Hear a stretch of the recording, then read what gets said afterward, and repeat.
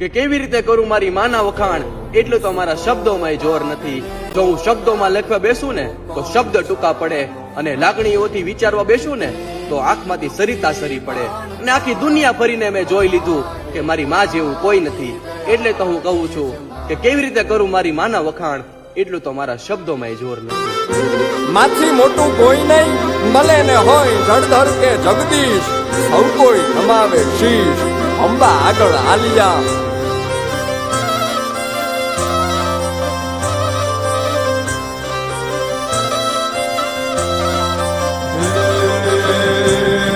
ભગવત તો ભજીને સૌ ભવસાગર તરિયા,